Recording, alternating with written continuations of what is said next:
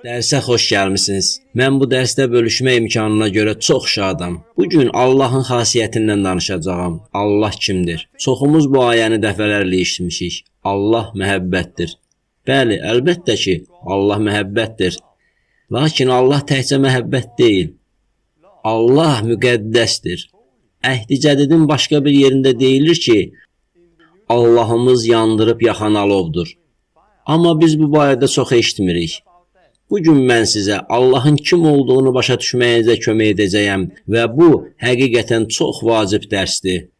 Bu dərs sizə Allahı tanımaqda, Allahı sevməkdə və Həvarilərin İşləri kitabında oxuduğumuz həyatı yaşamağa başlamaqda kömək eləyəcək.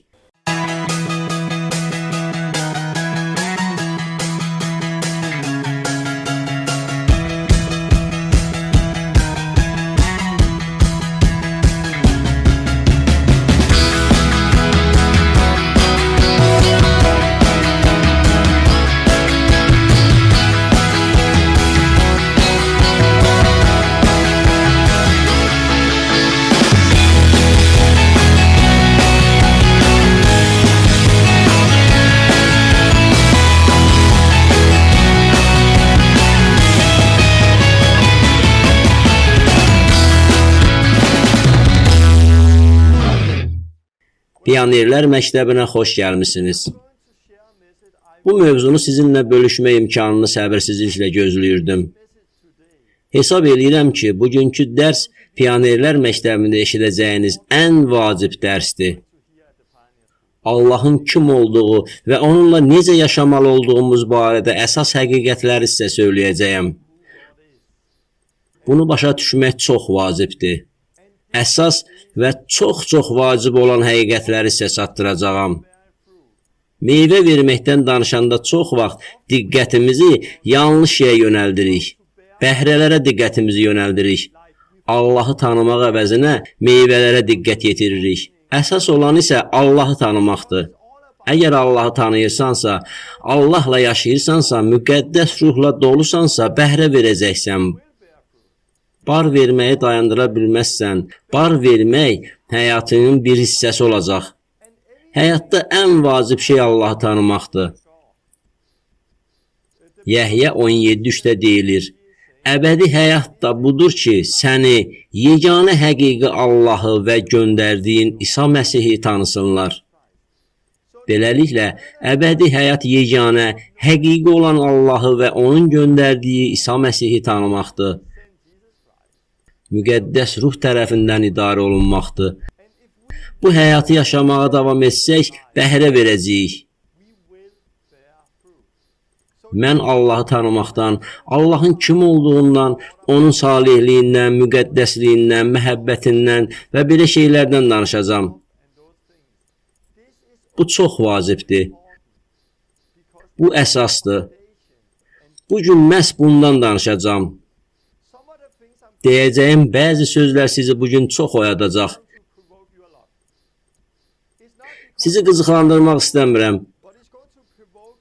Ancaq adət-ənənələrimizə görə siz qızıqlana bilərsiniz. Pionerlər məktəbində lap əvvəldən mən bu dini eynəklərdən danışıram. Şəfa, suda vəftiz, oruc və ümumiyyətlə bu vaxta qədər danışdıqlarımızın hamısı adət-ənənələrimizə tam ziddir. Səbəb dini adət-ənənələrimiz, dini eynəklərimizdir. Dini eynəklərimizə və adət-ənənələrimizə görə paylaşdığım bir çox şeylər bugün imanlılar cəmiyyətində ümumiyyətlə eşitmədiyiniz şeylərdir. Bu dərsdə paylaşacağım həqiqəti də bir çoxunuz əvvəllər heç vaxt eşitməmisiniz. Buna görə də sizdə etiraz olacaq. Mən sizi oyatmaq istəyirəm. Buna görə də eşidəcəyiniz sözlər sizdə etiraz yaradacaq. Əgər əvvəllər eşitmədiyiniz bir şey eşidirsinizsə və bunun bir çox şeylərə baxışınızı çətinləşdirdiyini və sizi qəzəbləndirdiyini hiss edirsinizsə, dayanıb düşünmək çox vacibdir. Niyə mən Torbenin dediklərini etiraz edirəm? Onun dediklərinin müqəddəs kitaba uyğun olmadığı üçünmü? Yoxsa dini eynəklərimə görə? Yoxsa bu mənim üçün yeni olduğuna görə? Demək istəyirəm ki, eşitdiyimiz hər şeyin müqəddəs kitaba uyğun olub olmamasını yoxlamaq lazımdır. Sən bu dərslərdə mənim dediklərimi müqəddəs kitabla yoxlamalısan. Bu dərsdə görəcəksən ki, bunu müqəddəs kitab deyir və bu çox sadədir. Bu Allahın kəlamıdır. Eşidəcəkləriniz müqəddəs kitaba uyğun olmadığına görə deyil, adət-ənənələrinizə zidd olduğuna görə sizdə etiraz yaradacaq. Çünki siz bunu ilk dəfə eşidirsiniz. Çox ümid edirəm ki, siz bugün qəbul eləməyə, dinləməyə və bugün bölüşəcəyim bu sözlər vasitəsilə müqəddəs ruhun işləməsinə icazə verməyə hazırsınız. Çünki bu həqiqətən vacib bir dərsdir. Davam eləməzdən əvvəl bir neçə şəhadətlərlə bölüşmək istəyirəm. Biz imanlılar birlikdə olanda şəhadətləri bölüşməyimiz çox vacibdir. Hər kəsin paylaşacağı bir şey var. Bu, imanımızı gücləndirməyə kömək eləyə bilər. Siz şəhadətləri eşidəndə başa düşməlisiniz ki, əsas Məsihdir. Əsas İsa'dır. Əsas sadə imandır. Kimsə heyrətamiz bir şəhadətlə bölüşürsə, paxıllıq eləməyin. Onların xüsusi Məsihi var, onların xüsusi çağırışları var, deyə düşünüb onlara paxıllıq eləməyin. Əksinə, onlarla birlikdə sevinin. Allahın onlardan bu şəkildə istifadə elədiyinə görə sevinin və şadlanın. Çünki Allah sizinlə də eyni şey eləyə bilər. Allah səndən də eyni şəkildə istifadə eləyə bilər. Əsas olan İsa, əsas olan sadə imandır. Mən indicə YouTube-a yeni bir video yüklədim və sizi xəstəxanalarda baş verən möcüzələr adlı videoya baxmağa dəvət edirəm. Xəstəxanalarda baş vermiş heyrətamiz möcüzələr görəcəksiniz. Onlardan biri Amerikadan olan dostum Donla bağlıdır. O, arvadı Rozanna ilə xəstəxanaya getmişdi. Rozanna bir çarpaya yaxınlaşdı və insultdan sonra iflic olmuş bir hindu qadına İsa haqqında danışmağa başladı. İsa'nın adını deyəndə qadının ayağı havaya qalxdı və bu qadın şəfa aldı. Bu heyrətamiz bir şəhadətdir. Mən belə bir şəhadət hələ eşitməmişdim. Amma bu o demək deyil ki, mən belə düşünməliyəm. Sən kimsən ki? Sən bunu yaşadın, mən isə yaşamamışam. Mən sadəcə sevinirəm. Çünki o bunu yaşayıbsa mən də yaşaya bilərəm. Mən bir şey yaşamışamsa, siz də bunu yaşaya bilərsiniz. Çünki İsa Məsihdə bizə hər şey verilib. İnanıram ki, çox arzuladığınız bir şey barədə eşidəndə onu yaşamaq istəyəcəksiniz. Çox vaxt bu, sizi daxildən oyadan müqəddəs ruhdur. Ona görə də bunun arxasınca gedin və bu, sizin də həyatınızda baş verəcək. Sizə xəstəxanalarda baş verən möcüzələr adlı videoya baxmağı məsləhət görürəm. Həmin videoda bir neçə gün əvvəl yaşadığım şəhadətlə də bölüşürəm. Bu barədə indi sizə qısaca danışmaq istəyirəm. Çünki bu çox güclü şəhadətdir. İman, sadə iman barədə güclü şəhadətdir. Bir neçə gün əvvəl bir qadın mənə məktub yazdı. Dedi ki, 2007-ci ildə, yəni 7 il əvvəl, mən onların evində olmuşam. Onlarla görüşmüşəm, onlarla söhbət eləmişəm. O vaxt onun ağrısı var idi. Xəstəliyin dəqiq nə olduğunu bilmirdim. Amma əl qoyub dua elədim. Sonra Allahdan ona aid bir söz eşitdim. Allah ona, onun ürəyində arzuladığını vermək istəyir. Mən bunu xatırlamıram. Çünki bu bir çox illər əvvəl olmuşdu. Amma Allah heyrətamiz şeylər elədi. Burada qadın yazır. O vaxt məndə olanları sən bilmirdin. Doğrusunu sənə yazmaq istəyirəm. Bir ildən çox idi ki, 3-cü uşağımızın dünyaya gəlməsi üçün çox çalışırdıq. Axırda həkimə getdim və müayinə olundum. Müayinədən gördülər ki, sağ yumurtalığımda kista var. Həmin kista o qədər böyümüşdü ki, yumurtalıqla tam birləşmişdi. Sol yumurtalığım isə tamamilə burulub əyilmişdi. Və həkim dedi ki, daha övladım ola bilməz. 2 gün sonra bizə gəldin və mənim üçün dua elədin. Bu duaya çox əhəmiyyət vermədim. Çünki uşaq dünyaya gətirməyimə daha ümidim yox idi.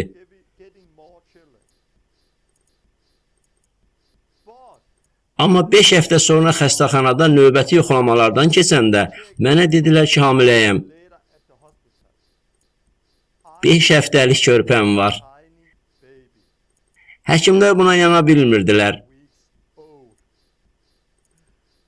Bir neçə dəfə yoxladılar və nəticə hər dəfə eyni idi. Hər iki yumurtalıqların işləmədiyi halda bətnimdə sağlam körpə var idi. Başa düşürsünüz? Allah möcüzələr eləyir. Allah ona şəfa verə bilərdi. Yumurtalıqlarında şəfa verə bilərdi. Amma bunun əvəzinə Allah ona sadəcə bir körpəni verdi. Bunu bizə başa düşmək çətindir. Həkimlər başa düşə bilmirdilər ki, yumurtalıqlar işləmədiyi halda bu qadın necə hamilə qala bilər. Lakin biz gözlə görünənə deyil, imana görə həyat sürürük. Öz dərrakəmizə güvənmirik. Mümkün olanla yaşamırıq, imanla yaşayırıq. İmanla yaşayanda böyük möcüzələr görürük. Qadın yazmağa davam eləyir. Həkimlər körpənin qız olduğunu söylədilər. Lakin sonradan təxminən 5 aylıq olanda qadın bu körpəni itirməkdən qorxdu. Bir dəfə müqəddəs kitab düşərgəsində görüş oldu və o qadın dua üçün gəldi. Duadan əvvəl onlar balaca qıza nə ad verəcəkləri barədə danışırdılar. Ərinin beyninə bir fikir gəldi. Sara, İbrahimin arvadı. Onun adını Sara qoyun. Sonra arvadı görüşə getdi. Bir qadın onun üçün dua eləməyə gəldi. O peyğəmbərlik sözünü aldı. Allahın sənə verdiyini itirməyəcəksən. İbrahimin arvadı Sara ilə bağlı da bir şey var. Bunun sənə adiyyəti varmı? O çox təəccübləndi. Çünki dua edən qadın bu barədə heç nə bilmirdi. Onun hamilə olduğunu bilmirdi. Uşağı itirməkdən qorxduğunu bilmirdi. Bilmirdi ki, İbrahimin arvadı Sara haqqında söhbət olmuşdu. Qıza bu adı vermək istəyirdilər. Sonra qadın ona dedi ki, Allah bu kiçik uşaqdan istifadə eləyəcək və o, bir çox adamın həyatına xeyir dua gətirəcək. Qadın axırda yazır. Balaca Sara kimi qızı heç vaxt görməmişdim. O çox xoşbəxtdir. O, gün ərzində dəfələrlə dua eləyir.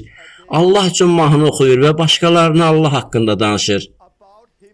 Mən bunları ona heç vaxt öyrətməmişdim. O bunları bilməməlidir. O müqəddəs kitabdan olan bir çox şeyləri bilir. Sadəcə bunu sizinlə bölüşmək istəyirdim və o vaxtki duanız üçün təşəkkür eləmək istədim. Görürsünüz, mənim üçün bu çox güclü bir şəhadətdir. Çünki İbrahim kimdir? Sara kimdir? İbrahim imanın atasıdır. O Allaha inandı. Bugün də belədir. Allaha inanmalıyıq. Gözlə görünən şeylərə inanmırıq. Həkimlərin nə dediyini bilmirəm, amma Allah üçün hər şey mümkündür. Bank hesabınızdan çıxarışda yazılanlar mənə maraqlı deyil. Allah üçün hər şey mümkündür. Onunla yaşasaq, onun hər şeyə qadir olduğunu inansaq, Allahla hər şey mümkündür. Bu şəhadət mənə çox xoş idi və sadəcə olaraq sizinlə bölüşmək istədim. Sizi xəstəxanada baş verən möcüzələr adlı videoya baxmağa dəvət edirəm. İmanınızı gücləndirmək üçün bu videodan istifadə eləyin. Mən Allahı tanımaqdan danışacağam. Bu vacibdir. Çünki iman vacibdir. Bu sadəcə bir iman deyil. İnanıram ki, əllərimi maşının üzərinə qoysam maşınım olacaq. Xeyr, əsl iman Allahı tanımaqdır. Allahın iradəsini bilməkdir. Allahın bizim üçün nə elədiyini bilməkdir.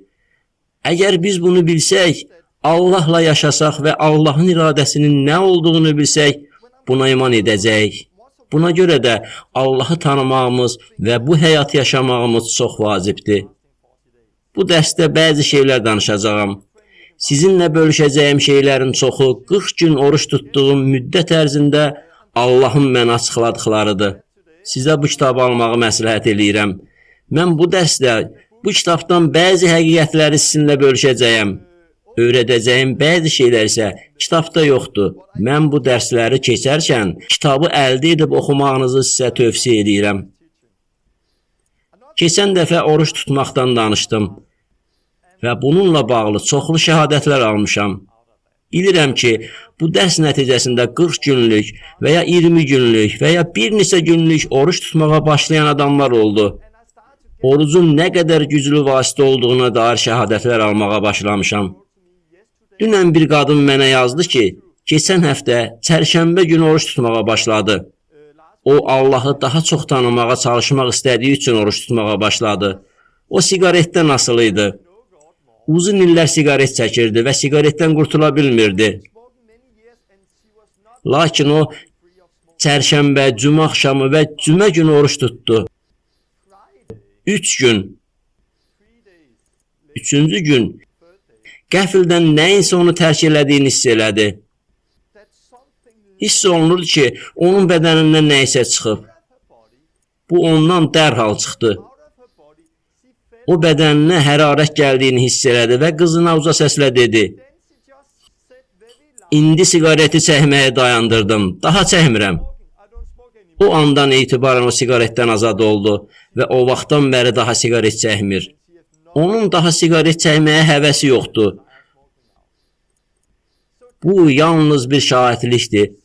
O maneə ilə üzləşdiyi üçün oruç tutdu. O maneəni yarıb keçə bilmirdi. O maneəni yarıb keçmək istədi və oruç tutub Allahı axtararkən birdən Allah müqəddəs ruhla gəldi və onu azad elədi. Sizi oruç tutmağa dəvət edirəm. Oruç tutmaq həyatınızın bir hissəsi olsun. Allahdan neçə gün oruç tutmalı olduğunu soruşun və sonra oruç tutun. Bu vacib təlimi davam etdirməzdən əvvəl dua eləyəcəm. Allahım, etdiyin hər şeyə görə sənə şükür eləyirəm. Xəstəxanalardakı bütün şəhadətlərə görə sənə təşəkkür edirəm. Bu qadının həyatında etdiklərinə görə sənə təşəkkür edirəm. Ona kiçik Sara adlı övlad ilə xeyir dua verdin. Oruç tutmaq haqqında təlim vasitəsilə gördüyün işlərə görə də sənə təşəkkür edirəm. Bu dərs üçün dua edirəm. Çox vacib dərsdir. Dua edirəm ki, sən öz müqəddəs ruhunla mənim üzərimə gələsən və bunu yaxşı bir şəkildə, insanların bunu başa düşdüyü, düzgün şəkildə paylaşmağıma kömək eləyəsən. Sən öz müqəddəs ruhunla gəl və insanların gözlərini aç. Adamların qulaqlarını aç, insanların qəlblərini aç ki, bu kəlam vasitəsilə onlara vermək istədiyin hər şeyi ala bilsinlər. Dua eləyirəm ki, bu bütün dünyada olan Məsihin bədəninə yayılsın. Bütün imanlılar cəmiyyətlərində olsun və hər şeyi dəyişdirsin. Müqəddəs ruhunla gəl və bizi öyrət. İsa'nın adı ilə amin. Biz Allah haqqında danışacağıq. Allah kimdir? Mən oruç tutanda mənə müqəddəs Allah haqqında Allahdan bir vəhy gəldi. Həyatıma Allah qorxusu gəldi və bu həyatımı kökündən dəyişdi.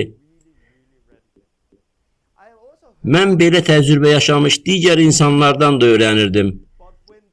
Lakin onlar Allahın ata olması barədə vəhy almışdılar və bu onların həyatlarını kökündən dəyişmişdi. Hər ikisi həqiqətdir. Hər iki həqiqət barədə vəhy almalıyıq. Bəzi insanlar belə başladılar. Onlar vəhy alıb Allahı ata kimi tanıdılar və bu onların həyatlarını dəyişdirdi. Onların keçmişinə görə bu onlara lazım idi. Mənim bu sahədə bir problemim yox idi. Mən bunu bilirdim. Amma mən Allahın müqəddəs olması barədə vəhy alanda həyatım dəyişdi. Ola bilər, sənin şəhadətin mənim şəhadətimdən fərqlənsin. Bu dərsdə mən hər iki həqiqət barədə danışacağam. Allahın kim olduğuna dair tam mənzərəni əhatə eləmək istəyirəm. Bu sizə kömək eləyəcək, sizi azad edəcək. Başlayaq. Allahın ədalətliliyi. Allah ədalətlidir. Allahın ədalətliliyi. Mən Danimarkalıyam. Danimarka dilini danışıram və Danimarka dilini danışdığım üçün ingilis sözlərindən istifadə etməyə öyrəşməmişəm. Ola bilsin ki, mən bu sözləri sizdən fərqli anlayıram. Bilirəm ki, Danimarkada bəzi kilsələrdə eyni sözü bir cür anlayırlar. Digər kilsədə və ya məzhəbdə isə eyni sözü başqa cür anlayırlar. Sözlərin mənasını başqa cür başa düşə bilərsiniz. Ona görə də mən Allah ədalətlidir dedikdə nəyi nəzərdə tutduğumu izah eləmək istəyirəm. Allah müqəddəs Allahdır. Allah müqəddəs hakimdir. Allah dünyanı mühakimə edəcək. Buna görə də Allah qorxusu olmalıdır.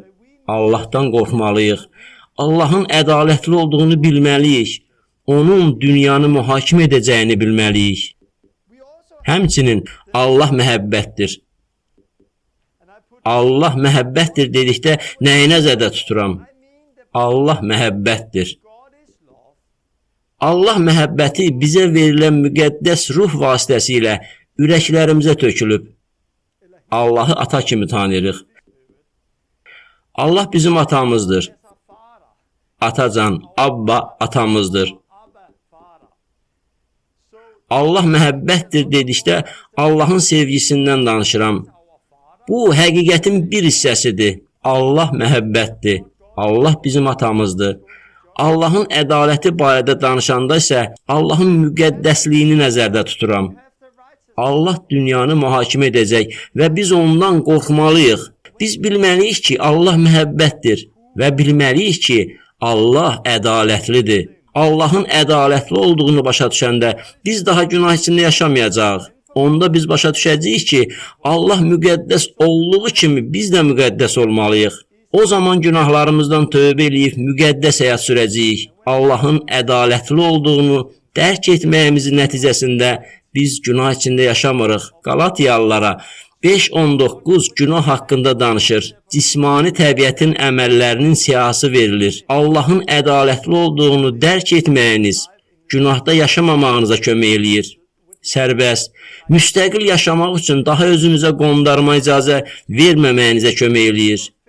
Qondarma icazə deyəndə günah etməyə icazəni nəzərdə tuturam. Özünüzə günah etməyə qondarma icazə verirsiniz. İnsanlar Allahın ədalətli olduğunu bilmədiklərinə görə düşünürlər ki, mənə günah etməyə icazə var. Beləliklə, Allahın ədaləti bizə həyatımızda günahda yaşamağa qondarma icazə vermir. Allah sevgisi vacibdir. Çünki O, bizə qanunçuluqda yaşamamağa kömək eləyir. Qanunçuluqda yaşamaq deyəndə nəyi nəzərdə tuturam? Qanunçuluqda yaşamaq, həyatı qanuna görə yaşamaq deməkdir. Həyatınıza əlavə qayda qanunlar qoyursunuz, özünüzə qadağa qoyursunuz. Məsələn, qadınlar belə paltar geyinməlidir. Sənə kart oynamağa icazə verilmir. Sənə bu və ya o icazə verilmir.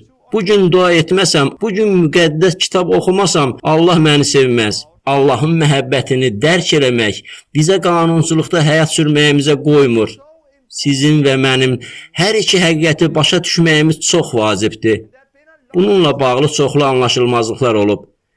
Bir anlaşılmazlıq iki həqiqətdən birini qəbul eləməkdir. Əgər mən belə vəziyyətdəyəmsə, deyək, buradayam. Allahın sevgisi ilə Allahın ədaləti arasında seçim edərək, mən Allahın məhəbbət olduğunu daha çox qəbul edirəm. Öz-özümə deyirəm, Allah məni sevir, hər şey qaydasındadır. Allah məni mühakimə etməyəcək, Allah məni sevir. Yaxud Allahın ədalətli olduğunu daha çox qəbul edirəmsə, belə deyirəm, Allah məni mühakimə edəcək, o daha məni sevmir. Amma iki həqiqətdən birini qəbul eləmək düzgün deyil. Allah məhəbbətdir, Allah bizi sevir. Amma Allah həm də müqəddəsdir, ədalətlidir. Bunu bilməliyik və hər iki həqiqət haqqında anlayışımız olmalıdır. Çünki əgər sən yalnız Allahı məhəbbət kimi qavrayırsansa, mən deyərdim ki, səhv məhəbbət kimi qavrayırsansa, onda bu səni düz yoldan çıxara bilər və sən günah içində yaşamağa başlayacaqsan. Öz-özünə belə deyə bilərsən, hər şey qaydasındadır. Allah məni sevir. Bu fərq eləməz. Allah məni sevir. Sən burada yaşamağa başlayırsan, özünə günah eləməyə qondarma icazə verərək yaşamağa başlayırsan. Ancaq Allahın məhəbbətini deyil, yalnız Allahın ədalətliliyi dərk edirsənsə, onda sən asanlıqla qanunçuluq həyatını yaşamağa başlayırsan. Səndə səhv Allah qorxusu olur. Sənə heç nə etməyə icazə verilmədiyi üçün ürəyində qanunçu olursan, insanlara qarşı sərt olursan. Deyə bilərəm ki, müqəddəs kitabdakı fəriseylər Allahın məhəbbətini başa düşmürdülər. Müqəddəs ruhu qəbul eləməmişdilər. Onlar Allah sevgisini dərk eləmirdilər və tam qanunçuluqda yaşayırdılar. Bunu görsəniz, insanların niyə belə yaşadıqlarını başa düşəcəksiniz.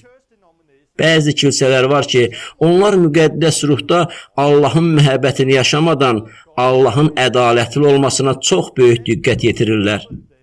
Onlar qanunçuluq həyat tərzini yaşamağa meyillidirlər. Eyni zamanda Allahın məhəbbətinə çox diqqət yetirən və Allahın ədalətinə məhəl qoymayan kilsələr var. Bu kilsələr Allahın həqiqi məhəbbətindən uzaqlaşırlar. Özlərinə günah eləməyə qondarma icazə verərək yaşayırlar. Günah eləmək üçün qondarma icazə. Günaha dair qondarma icazə. Sizin hansı imanlar cəmiyyətindən olduğunuzu bilmirəm. Amma biz hər iki həqiqətə başa düşməliyik. Allahın ədalətliliyini və Allahın sevgisini. Çünki bu ikisindən biri deyil. Allah məhəbbətdirsə o ədalətli deyildir. Yoxsa Allah ədalətlidirsə o məhəbbət deyil. Allah hər ikisidir və biz bu anlayışı əldə etdikdə bu azad olmağımıza kömək eləyəcək. Maraqlıdır ki, yalnız sevgi, məhəbbətdən danışan kilsədən olan insanlar özlərinə günah etməyə qondarma icazə verərək yaşamağa başlayırlar. Günaha qondarma icazəli yaşayış tərzi mövqeyindən dayanıb baxanda yolun ortasında gedən insanları görsələr, onlara baxıb deyəcəklər: "Ey, sən qanunçusan." Amma onlar qanunçu deyirlər. Sadəcə yolun ortası ilə irəliləyirlər. Eyni zamanda, əgər sən ancaq Allahın ədalətliliyini başa düşürsənsə, həyatını qanunçuluqda yaşamağa başlayırsan. Qanunçu olan adam belə deyir: "Bunu eləmək olmaz. Belə paltar geyinməməlisən. Başını bağlamadan olmaz. Kart oynaya bilməzsən, bel etməlisən." Onlar kimi yaşamayan insanlara öz nöqteyi nəzərindən baxırlar. Həmin adamlara baxıb fikirləşəcəklər. Onlar günah eləməkdə özlərinə qondarma icazə verərək yaşayırlar. Amma biz qanuncu həyat sürməməliyik və günaha icazə verən həyatı da yaşamamalıyıq. Biz ortaq məxrəcə gəlməliyik. Həm Allahın sevgisini, həm də Allahın ədalətliliyini tanımalıyıq. Yolun ortası ilə irəliləməliyik. Hər ikisini də dərk eləməliyik. Növbəti dəfə mən əhdi-cədid dövründə yaşamaq haqqında danışacağam. İsa tələblərin səviyyəsini aşağı salmadı. Tələblərin səviyyəsini yüksəyə qaldırdı. Biz burada yolun ortasında irəliləməyin nə olduğunu bilməliyik. Əgər həyatında bunlar yoxdursa, onda sən bunu başa düşməlisən. Bir çox insanlar dayanıb Allahın həqiqətən kim olduğunu başa düşməlidirlər. Əgər eşitdiyin şey təkcə Allahın məhəbbətidirsə, onda sənə lazım olan şey yalnız Allah sevgisində davam etmək deyil. Yalnız Allahın məhəbbəti haqqında kitablar oxumaq lazım deyil. Xeyr, sən Allahın ədalətli olduğu barədə öyrənməlisən. Niyə? Çünki bu həqiqət barədə sən vəhy almalısan. Əgər sən Allahı yalnız tələbkar Allah kimi tanıyırsansa, o zaman səni Allahın sevgi tərəfində görmək lazımdır. Niyə? Belə ki, bunu başa düşəsən, ancaq çox vaxt dərslərdə yalnız bir tərəfli qulaq asmaq istəyirik və ya digər tərəfə qulaq asmaq istəyirik. Odur ki, hər şeyi düzgün başa düşməyimiz çox vacibdir. Allahın məhəbbəti. İndi Allahın məhəbbətinə nəzər salmağa başlayacağam. Çünki Allahın məhəbbəti ilə bağlı böyük bir anlaşılmazlıq var. Allahın məhəbbəti var.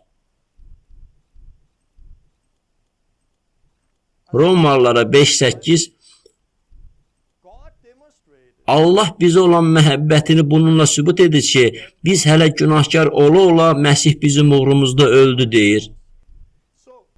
Beləliklə, Allah sizə və mənə qarşı məhəbbətini belə göstərdi. Biz günahkar ikən o öz oğlu İsanı bizim üçün ölməyə göndərdi. Amma mən sizdən soruşmaq istəyirəm. Biz hələ günahkar ikən Allah bizə öz məhəbbətini nümayiş etdirəndə bu o deməkdirmi ki, bir günahkar kimi ölsək hər şey qaydasında olacaq? Xeyr. Biz günahkar olaraq ölsək həlak olacağıq. Günahkar olduğumuza görə cəhənnəmə gedəcəyik. Həm də Allahın bizə sevgisini nümayiş etdirməsi o demək deyil ki, hər şey qaydasındadır. Amma bugün biz sevgidən danışıb günahkarın yanına gedib Allah səni sevir deyəndə nə olur? O eşidəndə Ağlına nə gəlir? Nə yaxşı? Allah məni sevir. Mən də özümü sevirəm. Onda hər şey qaydasındadır. Xeyr, hər şey qaydasında deyil. O adam günah içində yaşayır və tövbə eləməsə ölüb cəhənnəmə gedəcək. Çünki Allah təkcə məhəbbət deyil, Allah ədalətlidir və günahkarları cəzalandıracaq. Demək istəyirəm ki, əgər biz Allahın məhəbbətinə baxsaq, bunu doğrudan da görəcəyik. Bəli, Allah məhəbbətdir və biz hələ günahkar ikən Allah İsa'nı bizim üçün qurban göndərərək öz məhəbbətini nümayiş etdirdi. Ancaq Allahın bizə olan məhəbbətini nümayiş etdirmə tərzi Allahın bizi dəlicəsinə sevməsi deyil. O dəlicəsinə sevmir. Sevirəm, sevirəm demir. Necə ki, məsələn, insan öz həyat yoldaşını sevir, bir-birini sevir, kimisə sevir. Allah insanları dəlicəsinə sevmir. Bu, bizim düşündüyümüz kimi deyil. Buna görə də Həvarilərin İşləri kitabına diqqət yetirsəz və ilk məsihçilərin müjdəni necə təbliğ etdiklərinə fikir versəz, görəcəksiniz ki, onlar heç vaxt insanlara Allah məhəbbətdir deyə təbliğ etmirdilər. Onlar gedib adamlara Allah səni sevir demirdilər. Onlar Allahın sevgisini deyil, Allahın ədalətliliyini təbliğ edirdilər. Çünki siz Allahın məhəbbətini dərk etməzdən əvvəl Allahın ədalətliliyini dərk eləməlisiniz. Siz bunu düzgün başa düşməlisiniz. Çünki əgər sən günahkara Allah səni sevir deyib müjdəni təbliğ eləsən, o bunu müqəddəs kitabda deyildiyi kimi başa düşməyəcək. O, tövbə eləməliyəm, çünki ölsəm cəhənnəmə gedəcəyim deyə düşünməyəcək. Xeyr, o fikirləşəcək. Ah, Allah məni sevir, əla, mən də özümü sevirəm. Onda hər şey qaydasındadır ki. Xeyr, günahkarlar cəhənnəmə gedirlər, çünki Allah ədalətlidir. Bəli, Allah həm də məhəbbətdir. Məsihi qurban verməklə Allah öz məhəbbətini nümayiş etdirdi. Ancaq bu, Allahın insanları dəlicəsinə sevdiyini və onların hər əməlini qəbul etdiyi demək deyil. Müqəddəs kitab bunun əksini deyir. Müqəddəs kitab deyir ki, Allahın qəzəbi günah edən insanların üzərindədir. Müqəddəs kitabda həvarilərin günahkarlara Allahın sevgisini təbliğ etdiklərinə rast gəlməzsən. Müqəddəs kitaba nəzər salmağa çalışın. Bilirəm ki, insanlar Torben, Yəhya 3:16, Yəhya 3:16 deyəcəklər. Bu maraqlıdır. Yəhya 3:16. Bu müqəddəs kitabda ən çox istat gətirilən ayələrdən biridir. Siz bu ayəni köynəklərdə, avtomobillərdə və hər yerdə görürsüz. Evlərə gedəndə divarda bu ayələri görürsüz. Lakin hər yerdə istat gətirildiyi üçün biz Yəhya 3:16-nın nədən bəhs etdiyini başa düşdüyümüz demək deyil. Bu təkcə müqəddəs kitabdan ən çox istat gətirilən ayə deyil, həm də müqəddəs kitabda ən çox yanlış istifadə edilən və yanlış anlaşılan ayədir. Gəlin həmin ayəyə baxaq. Yəhya 3:16. Allah dünyanı elə sevdi ki, vahid oğlunu verdi. Bunu ona görə elədi ki, ona iman edən heç kəs həlak olmasın, amma əbədi həyata malik olsun. Əslində müqəddəs kitabda belə deyilmir. Çox vaxt biz oxuyuruq ki, Allah dünyanı elə sevdi ki, yəni o qədər çox sevdi oxuyuruq. Amma belə oxumalıyıq. Allah dünyanı elə sevdi ki, yəni necə? Elə. Biz bunu oxuyuruq. Allah bizi elə sevdi ki, vahid oğlunu verdi. Xeyr, kəlam bunu demir. Müqəddəs kitab deyir ki, Allah dünyanı elə sevdi ki. Necə sevdi? Elə sevdi. Yəni əvvəlki ayələrdə yazıldığı kimi. Yəni Allah dünyanı belə sevdi. Yəhya 3:16-nı başa düşmək üçün konteksti oxumalısınız. Siz Yəhya 3:14 və ya 15-i oxumalısınız. 16-dan əvvəlki ayələrdə müqəddəs kitabın nə dediyini oxumalısınız. Müqəddəs kitabın fəsillərə və ayələrə bölünməsi bu gün müqəddəs kitabı oxuyanların ən böyük problemidir. Lakin müqəddəs kitabı oxuyanda burada bir ayə və orada bir ayə, orada başqa bir ayə, belə deyil. Məndə bir misal var. Vəhy 14:7-də deyilir, Allahdan qorxun, ona izzət verin, çünki onun mühakimə edəcəyi vaxt gəldi. Vəhy 14:7. Əgər bugün bir evə və ya başqa yerlərə geçsəniz, divardakı şəklin üzərində bu ayəni, Yəhya 3:16-nı görə bilərsiniz. Ümumiyyətlə bu ayəni çox eşidirsiniz. Hər kəs bu ayəni bilir. Bu gün kilsədəkilərdən soruşsam, neçə nəfər Yəhya 3:16-nı bilir? Bütün əllər yuxarı qalxacaq. Bəs Yəhya 3:14 və ya 15? Əllər çox olmayacaq. Bəs Vəh 14:7? Allahdan qorxun, ona izzət verin. Çünki onun mühakimə edəcəyi vaxt gəldi. İnsanlar bu ayəni bilmirlər. Lakin bu o demək deyil ki, Yəhya 3:16 təkrar eşitdiyimiz üçün bu ayə müqəddəs kitabdakı digər ayələrdən daha vacibdir. Amma biz bəzi ayələri o qədər tez-tez eşidirik ki, onların eşitdiyimiz digər ayələrdən daha dəyərli və daha həqiqi olduğunu düşünürük. Hər sahədə belədir. 18 il əvvəl xilas olanda kimsə yanıma gəlib dedi: Torben, Yəhya 3:16 kiçik müqəddəs kitabdır. Buna görə də əzbərlədiyim ilk ayə bu oldu. Kilsədə uşaqlara ilk növbədə bu ayəni əzbərlədirlər. Bugün bu ayəni hamıya əzbərlətdirirlər. Bəli, bu Allahın kəlamıdır. Lakin bir çox başqa ayələr də var. Bunlar da Allahın kəlamıdır. Əgər yolun ortası ilə tarazlıqda irəliləmək istəyiriksə, təkcə Allah sevgisi deyil, həm də Allahın ədalətliliyi haqqında vəhy almalıyıq. Biz hər şeyi bilməliyik. Xüsusilə Yəhya 3:16-nın əslində nə dediyini bilməliyik. Yəhya 3:16 nə deyir? Bundan əvvəlki ayələrdə səhrada Musa və İsraillər haqqında oxuyuruq. İsraillər səhrada yaşayırdılar və deyirdilər: Allahım, bizi bura niyə gətirdin? Musa, niyə belə edirsən? İndi acıq. İndi susuzuq. Daim şikayət edirdilər. Allah isə onlara, mən sizi sevirəm demədi. Yox. Allah onlardan bezmişdi, onlara qəzəblənirdi. Onların daim şikayətlənmələrindən narazı idi. Onlar üsyankar bir xalq idilər və Allah onlara qəzəbləndi.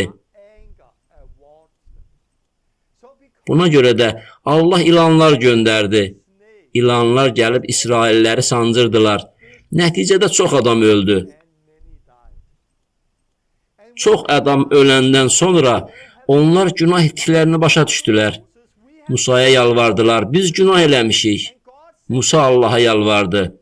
Allah Musaya dedi: Mən ilanları yox etməyəcəm. Ancaq get, uzun bir dəyənəyin üzərinə tunc ilan düzəldib qoy. İlan sancanda adamlar tunc ilana baxsınlar və onda ölməyəcəklər. Onlar sağ qalacaqlar. Musa tunc ilanı düzəltdi. Onu uzun bir dəyənəyin üstünə qoydu və ilanlar İsrailləri sancanda onlar tunc ilana baxıb ölmürdülər. Eyni şəkildə Allah səhrada İsrailləri necə sevdisə, Allah dünyanı da elə sevdi. Allah öz oğlunu göndərdi ki, ona baxan hər kəs, ona iman edən kəs həlak olmasın, əbədi həyata malik olsun. Allah onları dəlicəsinə sevmirdi. Siz bunu başa düşməlisiniz. Məsələn, mən Danimarkanı sevirəm. Deyə bilərəm ki, Danimarkanı sevirəm. Mən Danimarkalıyam. Danimarkada yaşayıram. Mən Danimarkanı sevirəm. Ancaq Danimarkanı sevməyəm o demək deyil ki, mən Danimarkadakı hər bir insanı və onların etdiyi hər şeyi dəlicəsinə sevirəm. Çünki Danimarkada çılğın şeylər edən həqiqətən pis insanlar var. Onlar cəzalarını almalıdırlar. Pis əməlləri üçün həbsxanaya getməlidirlər. Onlar pis işlər görürlər və mən bunu görürəm. Mən Allah qədər müqəddəs deyiləm. Allah müqəddəsdir. Ona görə də müqəddəs Allah dünyaya baxanda mən dünyanı və oradakı hər kəsi sevirəm, onların etdiyi hər şeyi sevirəm demir.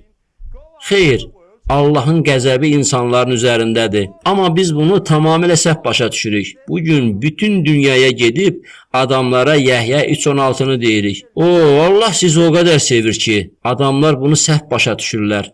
Çünki siz Allahın pak, müqəddəs olan məhəbbətini yalnız müqəddəs ruh vasitəsilə başa düşə bilərsiniz. Çünki əgər sən müqəddəs ruh vasitəsilə Allahın məhəbbətini dərk etmirsənsə, onda səndə ilahi məhəbbət əvəzinə humanist sevgi olacaq. Humanist sevginin mərkəzində insandır. Halbuki Allah sevgisi təmizdir, pakdır və müqəddəsdir. Müqəddəs kitab deyir, Allah məhəbbəti bizə verilən müqəddəs ruh vasitəsilə ürəklərimizə tökülüb. Romalılara 5:5. Beləliklə Allahın məhəbbəti müqəddəs ruh tərəfindən ürəklərimizə necə tökülüb? Sizdə müqəddəs ruh olmasa Allahın həqiqi məhəbbətini dərk edə bilməzsiniz. Niyə? Çünki sevgi safdır, sevgi müqəddəsdir, sevgi inci kimidir. İsa müqəddəs şeylər haqqında nə deyir? İsa mirvarilər haqqında nə deyir? Mattanın müjdəsi 7:6-da deyilir. Mirvariləri donuzlara atmayın. İsa dedi, müqəddəs olan itlərə verməyin və mirvarilərinizi donuzlara atmayın. Niyə? İsa bunun səbəbini izah edir. Yoxsa bunları ayaqları ilə tapdalayarlar və dönüb sizi parçalayarlar. İsa'nın burada dediklərini başa düşmək çox vacibdir. Müqəddəs olanı götürüb, Allahın sevgisini, Allahın saf sevgisini götürüb, mirvari kimi götürüb donuzlara, itlərə atmayın. Niyə? Çünki səhv başa düşəcəklər. Onu tapdalayacaqlar. Sonra dönüb sizi parçalayacaqlar. Biz bugün kilsədə tamamilə yanlış bir şey etmişik. Biz bunu çox illərdir ki edirik. Buna görə də dünya bizə qarşı döndü. Bunu bizə qarşı döndərdi. Nəyi səhv eləmişik? Biz məhvə gedən dünyaya, Allahın qəzəbinə düçar olmuş, Allahın müqəddəsliyini tanımayan, günahkar dünyaya Allah sevgisini təbliğ eləmişik. Biz Allahın ədalətliliyini deyil, Allah sevgisini təbliğ eləmişik. Əgər siz Həvarilərin İşləri kitabında ilk şagirdləri necə təbliğ etdiklərinə baxsanız, onların təbliğlərində bir dəfədə Allah səni sevir dediklərinə rast gəlməzsiniz. Onlar insanlara Allahın məhəbbətini təbliğ etmirdilər. Allahın ədalətliliyini təbliğ edirdilər. Onlar sən heyrətamizsən, çox gözəl insansan, Allah səni sevir deyə təbliğ etmirdilər. Çünki bunu səhv başa düşərdilər. Onlar Allahdan qorxmazdılar və tövbəyə ehtiyac duymazdılar. Onlar tövbəyə ehtiyac duymadıqlarına və müjdəni tam bilmədiklərinə görə müqəddəs ruhda yaşamayacaqdılar. Onlar Allah sevgisini dərk edə bilməyəcəkdilər. Bəs ilk şagirdlər necə təbliğ edirdilər? Onlar Allahın ədalətini təbliğ edirdilər. Yeşaya 42:50. İsa öldü, İsa dəfn edildi, İsa dirildi, İsa hakimdir. İsa dünyanı mühakimə edəcək. Günahından tövbə elə. Tövbə elə və suda vəftiz olunaraq Məsih ilə birləşin. Müqəddəs ruhu qəbul elə və əbədi həyata sahib ol. Həvarilər İsa'nı Allahın ədalətliliyini, Allahın müqəddəs Allah olduğunu təbliğ edirdilər. Adamların Allaha qarşı günah etdiklərini təbliğ edirdilər. Bunu təbliğ edirdilər. Müqəddəs kitabda heç vaxt tapa bilməzsən ki, onlar bizim günahkarlara dediyimiz kimi Allah sevgisini təbliğ edirdilər. Maraqlıdır ki, burada oxuduğumuz Allah sevgisi Yəhyanın müjdəsindədir. Yəhyanın müjdəsi və Mattanın müjdəsi, bu iki müjdə kitabları imanlılar üçün yazılmışdır. Lukanın müjdəsi və Markın müjdəsi inanmayanlar üçün yazılmışdır. Yəhyanın müjdəsini və Mattanın müjdəsini imansızlara aid edəndə böyük səhv eləmiş oluruq. Çünki onlar oradakı bəzi şeyləri səhv başa düşəcəklər. Bu, müqəddəs olan şeyi donuzlara və itlərə atmaq kimidir. Əgər baxsanız, Yəhyanın müjdəsində sevgi haqqında sözlər var. Mattanın müjdəsində sevgi haqqında sözlər var. Mark və Lukada isə yoxdur. Müqəddəs kitab çox aydın şəkildə göstərir ki, Allahın məhəbbəti biz imanlılar üçündür. Müqəddəs kitab 1 Korinfillərə 2:12-də deyilir. Allahın bizə verdiyi ənamları dərk edə bilməyimiz üçün biz bu dünyanın ruhunu yox, Allahdan olan ruhu qəbul elədik. Biz müqəddəs ruh vasitəsilə bunu bilə bilərik. Allahın bizə verdiyi ənamları dərk edə bilməyimiz üçün Allahdan olan ruhu qəbul elədik. Başqa yerdə oğul olduğumuz üçün, biz yenidən doğulduğumuz üçün, Allahın oğulları və qızları olduğumuz üçün Allah öz oğlunun ruhunu ürəyimizə göndərdi və bu müqəddəs ruh ürəyimizdə Abba, ata deyə şəhadət edir. Kim Abba, ata deyə çağırır? Daxilimizdəki müqəddəs ruh, daxilimizdə Allahı bizə göstərən və Abba, ata deyə şəhadət edən müqəddəs ruh olmasa, siz Allahın məhəbbətini bilə bilməzsiniz. Amma biz insanlara Allah ədalətliliyi əvəzinə, Allahın müqəddəsliyi əvəzinə, Allah məhəbbətdir deyə sevgini təbliğ etdiyimiz üçün, səhv müjdəni təbliğ etdiyimiz üçün, nəticədə bugün müjdəni səhv başa düşən insanlar var. Bu, donuzlara mirvari atmağa bənzəyir. Onlar mirvariləri tapdalayırlar, sonra da bizə qarşı dönürlər. İndi bunu hər yerdə görürəm. Əgər mən Allahın müqəddəsliyini təbliğ edirəmsə, kilsədə müjdəni səhv başa düşmüş insanlarla danışıramsa və günahdan danışıramsa, müqəddəs həyat sürməli olduqları barədə danışıramsa, mənə çox vaxt deyirlər, amma Allah məhəbbətdir. Bugün kilsədə evlənib boşanan, yenə evlənib boşanan bir çox insan var. Onlara kəlam nədir sualını versəm cavab verirlər. Axı Allah məhəbbətdir, Allah anlayır. Allah məhəbbətdir. Onlar Allahın kəlamındakı müqəddəslik tələblərinə Allah məhəbbətdir deyə cavab verirlər. Bu hər şeydə belədir. İnsanlar evlənməmişdən əvvəl yatağa gedirlər. Buna kilsədə rast gəlmək olar. Kilsədən kənarda, dünyada da bunu görürsən. Mən bir çox televiziya proqramlarında Allahın kim olması haqqında danışdığım debatlarda iştirak eləmişəm. Bir yəhudi, bir müsəlman və mənim iştirak etdiyim proqramda olmuşam. Biz homoseksuallıqdan danışırdıq. Homoseksuallar həmişə deyirlər, axı Allah məhəbbətdir, Allah sevgi deyilmi? Bunu necə deyə bilərsiniz? Homoseksual həyat yaşayan insanlar, axı Allah məhəbbətdir, Allah məhəbbətdir deyə bu ayədən istifadə edirlər. İngiltərədəki dostum David Parson onun təlimini, heyrətamiz təlimini həqiqətən çox sevirəm. Cəhənnəm haqqında bir kitab yazıb, bir çox müsahibələrdə iştirak edib. O bundan çox yorulmuşdu. Çünki müsahibələr həmişə eyni sözlərlə başlayırdı. Həmişə bu sözlərlə başlayırdı. Sevgi olan Allah insanları necə cəhənnəmə göndərə bilər? Həmişə belə deyirlər. Heç vaxt belə demirlər. Salih olan Allah insanları cəhənnəmə necə göndərə bilər? Və ya müqəddəs Allah insanları necə cəhənnəmə göndərə bilər? Həmişə bu sözlərlə başlayırlar. Sevgi olan Allah insanları necə cəhənnəmə göndərə bilər? O, bu sualdan o qədər yorulmuşdur ki, axırda Allahın məhəbbət olduğunu sənə kim dedi? Deyə cavab verirdi. Necə? Necə yəni? Məgər Allah sevgi deyilmi? Bəli, amma o həm də sonra Allah sevgisinin nə olduğunu izah edirdi və Allahın ədalətliliyini, müqəddəsliyini, Allahdan qorxmağı izah edirdi. Kilsədəki problem budur. Kilsədə daha Allah qorxusu yoxdur.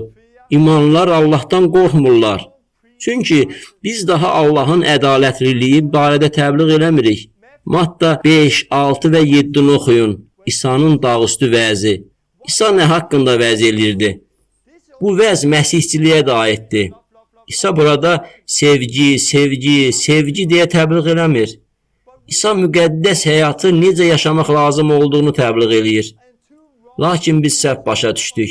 Çünki bugün kilsədə çoxlu səhv təlimləri var və diqqəti Allah sevgisinə yönəldirlər. Biz dünyaya Allah sevgisini təbliğ edirik və nəticədə bugün Allahdan qorxmayan bir dünya var. Onlar Allahdan qorxmur və tövbəyə ehtiyac duymurlar. Niyə? Çünki Allah məhəbbətdir. Mən bunu bir çox il əvvəl düşünürdüm. Bunu xilas olmazdan əvvəl düşünürdüm. Hə, Allah mənim tərəfimdədir. Allah mənim tərəfimdədir. Bəli, əlbəttə. Çünki Allah hamının tərəfindədir. Axı Allah hamını sevir. Ona görə də Allah mənim tərəfimdədir. Ona görə də tövbəyə ehtiyac duymurdum. Çünki Allah mənim tərəfimdədir. Bugün dünya belə düşünür. Nəysə, biz ən müqəddəs Allahı mirvari kimi götürüb donuzların qarşısına atdıq. Onlar da onu tapdalayıb, səhv başa düşərək bizə qarşı istifadə edirlər. Beləliklə, biz müqəddəs ruh vasitəsilə Allahın məhəbbətini dərk etməliyik. Buna görə də bugün bir çox kilsələr var. Bir çox kilsələr var ki, Allahın ədalətliliyi ilə başlasalar da, bütöv müjdəni təbliğ eləmirlər. Tövbə haqqında, yeni həyat haqqında, müqəddəs ruh haqqında təbliğ eləmirlər. Onlar bunu yaşamadıkları üçün Allahın məhəbbətini dərk eləmirlər. Xüsusilə də bəzən Amerikada insanlar əllərində Allah sənə nifrət edir, Allah sənə qarşıdır şüarları ilə dayanan adamların şəkillərini görürük. Bəzi şüarlar müqəddəs kitaba uyğundur. Bəli, kəlam bunu deyir. Bu insanların çoxu bununla başlayır. Lakin onlar başa düşmürlər ki, Allahın padşahlığını, yeni həyatı, müqəddəs ruhu təbliğ etməlidirlər. Onda Allahın məhəbbətini yaşamaq mümkün olur. Əgər sizdə Allah sevgisi varsa, onda həqiqi müjdəni təbliğ edə bilərsiniz. Amma bugün çoxlarının təbliğ elədiyi kimi deməyin, cəhənnəmə gedəcəksən, Allah sənə nifrət edir. Xeyr, siz Allahın ədalətliliyini onlara başa düşdüyü tərzdə təbliğ eləyin ki, onlar günahkar olduqlarını anlasınlar. Onlar Allahın qəzəbini anlamalıdırlar. Tövbə edib Allah sevgisində yaşamasalar cəhənnəmə gedəcəklərini anlamalıdırlar. Ancaq eyni zamanda bizi qucaqlayacaqlar. Çünki ürəyimizdəki sevgini hiss edəcəklər. Ürəyimizin vəziyyəti əhəmiyyətlidir. Buna görə də ilk şagirdlərə müqəddəs ruhu almamışdan əvvəl gedib müjdəni təbliğ etməyə icazə verilmirdi. Allahın radikal kəlamını təbliğ edə bilməyiniz üçün ürəyinizdə Allah sevgisi olmalıdır. Biz həqiqəti təbliğ etməliyik. Biz elə bir dövrdə yaşayırıq ki, xüsusi diqqət mərkəzində olan Allah sevgisidir. Müqəddəs kitab Matta 24-də axır zaman haqqında deyir ki, bir çox yalançı peyğəmbər törəyib, çox adam aldadacaq. Qanunsuzluq çoxaldığı üçün bir çoxunun məhəbbəti soyuyacaq, amma axıracan dözən xilas olacaq. Bir çox yalançı peyğəmbərlər törəyəcək, bu kilsədə baş verəcək, amma axıracan dözən xilas olacaq. Dünyadakı insanlar sona qədər dözərək xilas olmayacaqlar. Sona qədər dözən bizik və biz xilas olacağıq. Axır zamanda çoxlu yalançı peyğəmbərlər olacaq. Nəticədə də qanunsuzluq çoxalacaq. Qanunsuzluq nədir? Qanunsuzluq günaha qondarma icazə vermək deməkdir. Günah etməyə çox icazə veriləcək. Qanunsuzluq qanunsuz yaşamaqdır. Bəli, biz Musanın qanunu altında deyilik. Lakin Məsihin qanunu altındayıq. İsa Musanın gətirdiyi tələbləri azaltmadı. İsa Musanın gətirdiyi tələblərin səviyyəsini daha da yüksəltdi. Növbəti dərsdə bunu görəcəksiniz. Musanın qanunu deyir ki, sadəcə bir məktub verməklə boşana bilərsiniz. Musanın qanununda zina etmə deyilir. Amma İsa başqa bir şey dedi. İsa həqiqətən daha radikaldır. İndi zina etmək üçün sadəcə ürəyində şəhvətlə qadına baxmaq kifayətdir. Beləliklə, İsa bir şeyi dəyişdirdi. İsa standartları aşağı salmadı, standartları yüksək səviyyəyə qaldırdı. Artıq biz bu tələblərə uyğun yaşaya bilərik. Çünki indi bizdə müqəddəs ruh var. Gələn dəfə bu haqda danışacağam. Amma axır zamanda kilsələrə yalançı peyğəmbərlər gələcək və onlar günah etməyə qondarma icazəni öyrətdikləri üçün qanunsuzluq çoxalacaq. Axır zamanda qanunçuluq çoxalmayacaq. Təbii ki, bəzi insanlar var ki, qanuna uyğun həyat sürməyə çalışırlar. Amma bu gün adamlar qanuna uyğun həyat sürməkdən o qədər qorxurlar ki, insanların çoxu günah içində, qanunsuzluq həyatında, günaha qondarma icazə verən bir həyat yaşayırlar. Axır zamanda insanlar yanlış sevgini təbliğ edəcəklər. Onlar Allahın ədalətliliyini təbliğ etməyəcəklər. Onlar Allah məhəbbətdir, məhəbbət, məhəbbət, məhəbbətdir deyə təbliğ edəcəklər. Bunlar yalancı peyğəmbərlərdir. Onlar Allah sevgisini təbliğ edirlər və bunu yanlış şəkildə edirlər. Onların təbliğ elədiyi Allah sevgisi qanunsuzluq içində yaşayan, günah içində yaşayan adamlar yaradır. Çünki onların Allah qorxusu yoxdur. Əgər Allahdan qorxursansa, günah içində yaşamazsan. Bugün, bu axır zamanda məsihçi kitablarında, məsihçi televiziya kanallarında gördüyümüz o yalancı peyğəmbərlərə görə məhəbbət təbliğ olunur. Nəticədə, bugün kilsələrdə Allah qorxusu yoxdur. Günah etməyə qondarma icazə verilir. Qanunsuzluq çoxalır. Bugün kilsələrin etdikləri budur. Kilsədə də qanunsuzluq çoxalacaq. Buna görə də çoxlarının məhəbbəti soyuyacaq. Çoxlarının məhəbbəti.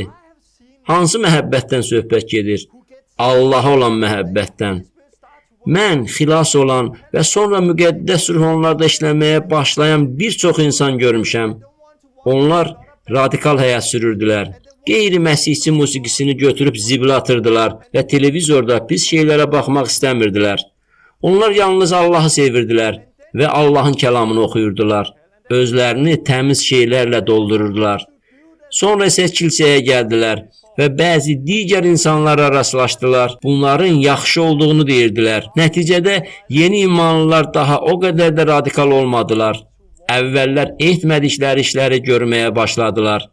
Onlar günahlı olan şeylər etməyə başladıkları üçün Allah olan məhəbbət onlarda soydu. Əgər Allaha olan sevginizi saxlamaq istəyirsinizsə, radikal bir həyat sürməlisiniz. Günah içində yaşamamalısınız. Əgər günahın həyatınıza girməsinə icazə versəniz, həyatınızdakı Allaha sevgi soyuyacaq. Amma əgər günahı həyatınızdan çıxarsanız, ürəkdən ciddi tövbə etməyə başlasanız, Allah sevgisi alovlanacaq və od içində yaşayacaqsınız. Biz daim müqəddəs yaşamağa çalışmalıyıq. Bunu var gücümüzlə etməliyik. Səy göstərərək müqəddəs həyatı yaşamağa can atmalıyıq. Elə həyatı yaşamalıyıq ki, müqəddəs ruh daxilimizdə sərbəst işləyə bilsin. Daha sonra müqəddəs kitab yalancı peyğəmbərlərdən yazır. Sonra isə müjdə barədə yazır. Müqəddəs kitab hansı müjdə barədə yazır? Bu müjdə pak müjdədir. Padşahlıq haqqında olan müjdədir. Allahın ədalətliliyi barədə müjdədir. Səmavi padşahlığın bu müjdəsi bütün millətlərə şəhadət olmaq üçün bütün dünyada vəz ediləcək. O zaman hər şeyin axırı gələcək. Biz yenidən həqiqi müjdəni təbliğ eləməliyik. Allahın kim olduğunu düzgün başa düşməliyik. Həqiqət odur ki, Allahın məhəbbəti var. Allah sevgisinə görə öz oğlunu göndərmişdi. Allah insanları dəlicəsinə sevdiyinə görə oğlunu göndərmədi. Allah insanlara qəzəblənirdi. İnsanlar günah ucbatından korlanıblar və günahlar üçün tövbə etməlidirlər.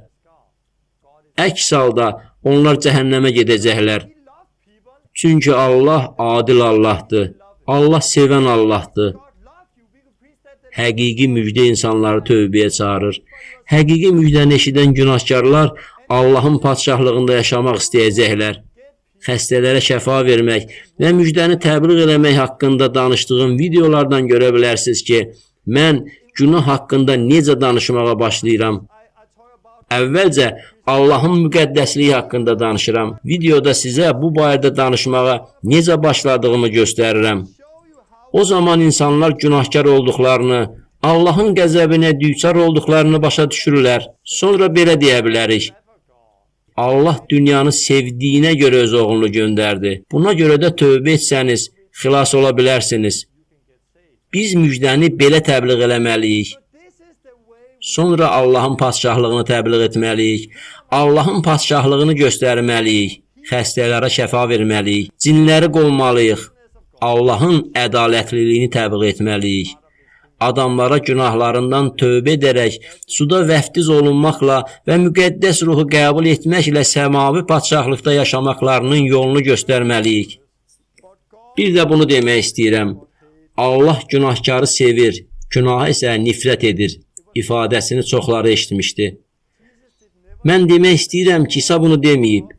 İsa heç vaxt Allahın günahkarı sevdiyini, lakin günaha nifrət etdiyini deməyib. Musa bunu deməyib və siz bunu müqəddəs kitabda tapa bilməzsiniz. Çünki bu müqəddəs kitabdan deyil. Uzun illər əvvəl Avqustin buna bənzər bir şey söylədi. Amma məhz bu sözləri Qandi söyləmişdi. Bunu illər əvvəl Hindistandan bir Hindu lideri demişdi. Beləliklə, Allah günahkarı sevir, amma günaha nifrət edir deyən bir Hindu lideri idi. Əgər bu doğru olsaydı, Allah daha insanları cəzalandırmazdı.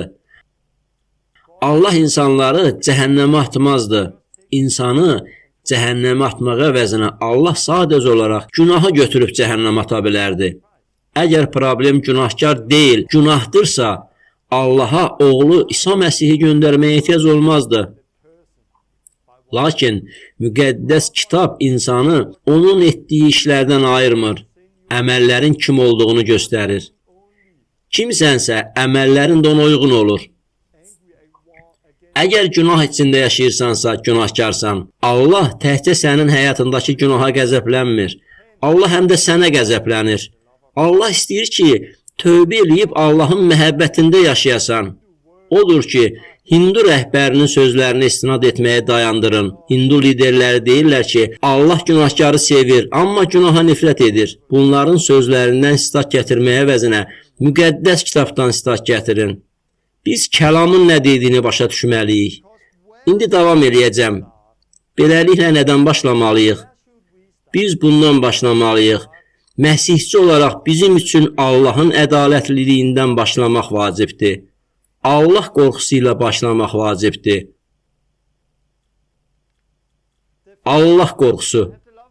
Allahın məhəbbəti buradadır. Buraya isə Rəbb qorxusu yazdım. Mən Rəbb qorxusu haqqında danışanda Süleymanın məsələləri 8-13-ü yada salmalıyıq. Rəbb qorxusu pisliyə nifrət etməkdir. Lovğalığa, təkəbbürə, pis yola nifrət edirəm. Bizdə Rəbb qorxusu olmalıdır. Rəbdən qorxduğumuza görə pisliyə nifrət edəcəyik. Allahın nifrət etdiyi şeylərə nifrət edəcəyik və Allahın sevdiyi şeyləri sevəcəyik. Biz də Allah kimi olmalıyıq. Biz də eyni təbiətə malik olmalıyıq. Bəli, Allah müqəddəsdir və günaha nifrət eləyir. Allah sevdiyinə görə günahkarları səhv yoldan dönməyə çağırır. Amma Allahın sevgisi belə deyil. O, mən səni sevirəm, səni sevirəm, səni sevirəm. Onlar da fikirləşirlər ki, Allah onları sadəcə sevir və etdikləri hər şey yaxşıdır. Bu belə deyil. Əgər hər şeyin qaydasında olduğunu düşünsələr, heç vaxt tövbə eləməzlər.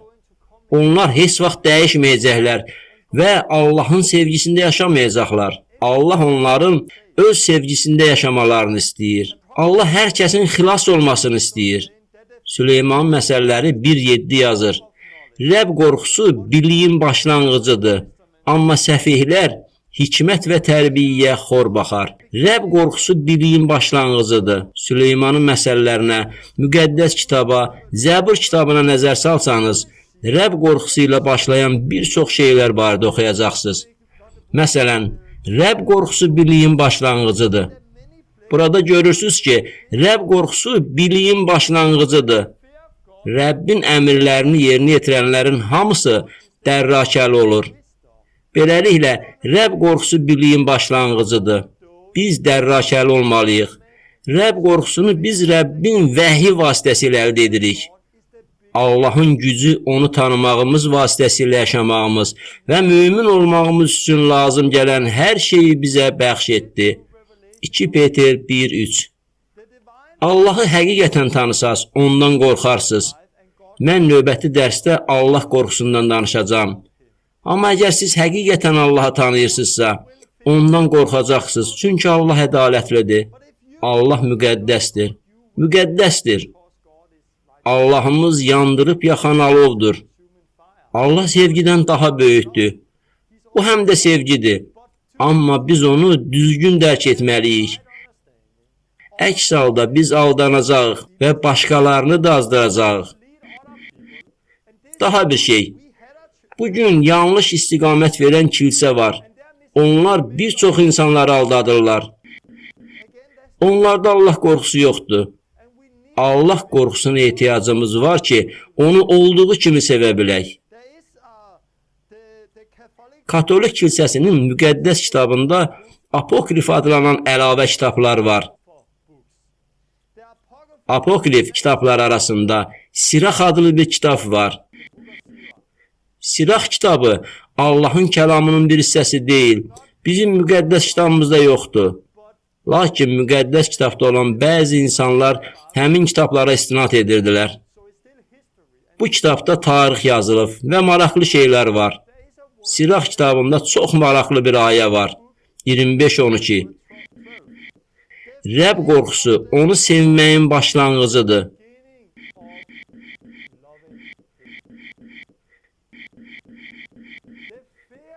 Rəbb qorxusu biliyin başlanğıcıdır. Rəbb qorxusu hikmətin başlanğıcıdır. Rəbb qorxusu onu sevməyin başlanğıcıdır. Çünki tanımadığın şəxsi necə sevə bilərsən? Allahı həqiqətən sevə bilmək üçün onu tanımalısan. Mən uzun illər Allahın ədalətliliyini bilmədən yaşadım. Həyatımda Allah qorxusu yox idi. Ona görə də Allaha olan sevgim o qədər də dərin deyildi.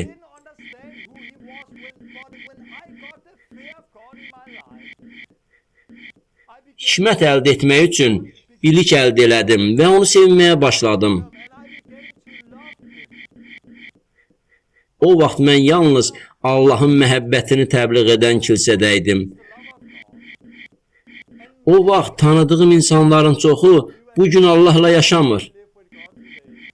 Onlar heç vaxt Allahın ədalətliliyini dərk eləmədikləri üçün günah içində yaşayırdılar.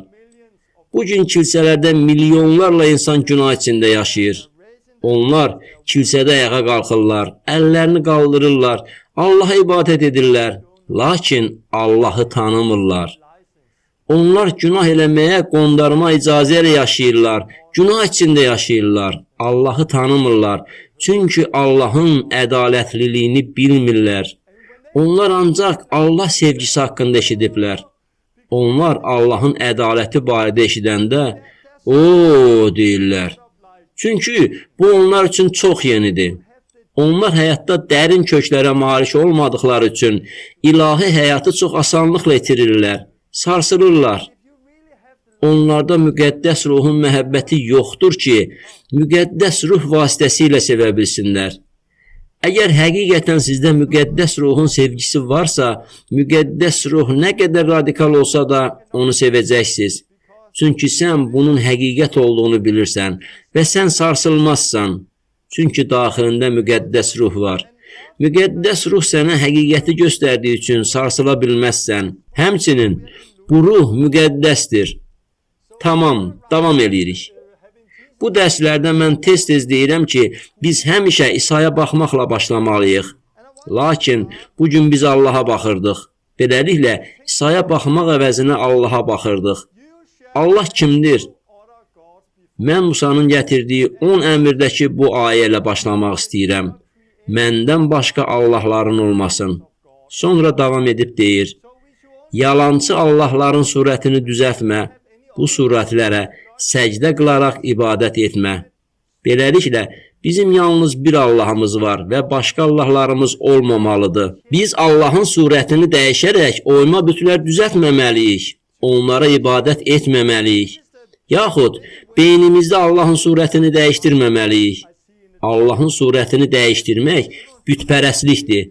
Bu, bir çox cəhətdən bugün kilsələrdə gördüyüm ən böyük bütdür. İnsanlar özləri üçün özlərinə uyğun Allahlar yaradırlar. Belə Allah həmişə sevən Allahdır. Əksər hallarda sevgi Allahıdır. Kilsədə belə bir söz eşidirsən. Allahım belə Allah deyil. Mənim Allahım sevgi Allahıdır. Mənim Allahım belə bir Allahdır. Bu böyük problemdir. Onlar başqa bir Allah yaratdılar. Müqəddəs kitabda oxuduğumuz Allahdan çox fərqli bir Allah yaratdılar. Onlar deyirlər, əhdi ətikdə Allah belə idi. Amma indi biz əhdi cədiddə yaşayırıq. Amma Allah dəyişməzdir. Siz bunu başa düşməlisiniz. Biz inanırıq ki, İsa dünən, bugün və əbədi olaraq eynidir. Müqəddəs ruh dünən, bugün və əbədi olaraq eynidir. Allah dünən, bugün və əbədi olaraq eynidir. Əgər siz əhd-ətdikdə olan Allahdan fərqli bir Allaha inanırsınızsa, bir büt yaratmısınız. Bəli, büt yaratmısınız. Bir ayəni mətnindən çıxarıb ona istinad edə bilməzsiniz. Niyə?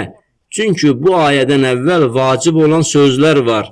Bir çox ayələr tək istinad edilə bilməz. Biz kəlamın nə dediyini başa düşmək üçün ayələri kontekstdə oxumalıyıq. Bu ayə elə başlamır, belə başlayır.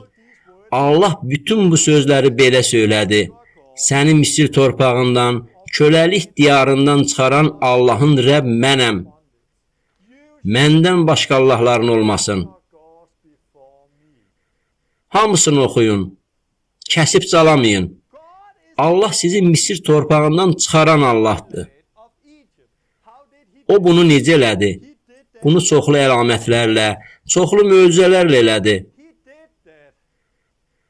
Bunu əlamətlər və möcüzələrlə elədi. Misirin ilk oğullarını öldürməklə elədi. Qırmızı dənizdə Misirliləri öldürməklə elədi. Bir çox adamı öldürməklə elədi. Biz müqəddəs olan Allaha inanırıq. Sevgi olan Allaha inanırıq. Eyni zamanda salih, yandırıb yaxan alov olan və insanları öldürən Allaha inanırıq. Amma bugün o qədər çox məsihçi var ki, onlar əhd-ətdiqi oxuyanda, yox, mən belə Allaha ibadət edə bilmərəm deyirlər. Düşünürlər ki, əhd-ətdiqdə Allah pisdir. O pisdir. Əhd-i cədiddə isə Allah yalnız sevgidir. Onlar nə ediblər? Onlar sadəcə olaraq özlərinə uyğun olan Allahı yaradıblar. Allahın simasını dəyişiblər və birinci əmri pozublar. Onların Allahı İsrailliləri Misirdən çıxaran Allahdan fərqlidir. Onların Allahı bütün müqəddəs kitabdakı Allahdan fərqlidir. Amma Allah dəyişməzdir. Bəli, Allah mərhəmətlidir. Allah indi mərhəmətlidir. Amma o vaxt da mərhəmətli idi. Gələn dəfə bu haqda danışacağam. Padşah Davud haqqında danışaq. Padşah Davud Allaha qarşı günah elədi. Böyük günah elədi. Amma Allah ona mərhəmət etdi. Əhd-i Cədiddə Həvarilərin işləri 5-ci fəsildə Hananiya və Sapfira Allaha qarşı günah işlətdilər. Onlar sadəcə olaraq Allahın qarşısına yalanla gəldilər. Allah nə elədi? Allah onları öldürdü. Onlar yeni əhdin, Əhd-i Cədidin dövründə yaşayırdılar. Həvarilərin işləri kitabı yazır ki, qurtlar Hirodu daxilən yedi. Allah Əhd-i Ətdiqdə mərhəmətli idi. Əhd-i Ətdiqdə Allah məhəbbətli idi. Əhd-i Cədiddə də Allah mərhəmətlidir. Əhd-i Cədiddə də Allah sevəndir. Allah dəyişməzdir. Bəli, biz Əhd-i Cədiddə yaşayırıq və biz Musanın qanunu altında deyilik. Biz indi İsa'nın qanunu altındayıq. Məsihlə birlikdə yaşayırıq. Bu barədə növbəti dərsdə danışacağam. Ancaq kilsədə bir çox insanlar yalançı Allah yaradıblar. Onların Allahı sevgidir. Niyə? Çünki biz insanların qanunsuz bir həyat sürmək istədikləri axır zamanda yaşayırıq. Onların günah etməyə qondarma icazələri var. Biz sevgini təbliğ etdiyimiz üçün radikal danışanda bunu bizə qarşı istifadə edib deyirlər. Allah məhəbbətdirsə, mən niyə bunu edə bilmirəm? Əgər Allah məhəbbətdirsə, niyə də olmasın? Biz bu dünyaya belə padşahlığı təbliğ etmişik və indi dünya bizə qarşı dönür. Onlarda artıq Allah qorxusu yoxdur. İnsanlar günah edirlər. İnsanlar Allahı istəmirlər. Çünki biz yalnız sevgini təbliğ edirik. Biz dayanıb geri qayıtmalı və ilk şagirdlər kimi Allahın ədalətliliyini təbliğ etməliyik. Allahın bizə əmr etdiyi müjdəni təbliğ etməliyik. Biz davam edəcəyik və Allahın kim olduğuna baxacağıq. Birincisi budur. Allah məhəbbətdir. Niyə deyirəm ki, Allah məhəbbətdir? Çünki o məhəbbətdir. Müqəddəs kitabda 1 Yəhya 4:8-də deyilir ki, Allah məhəbbətdir.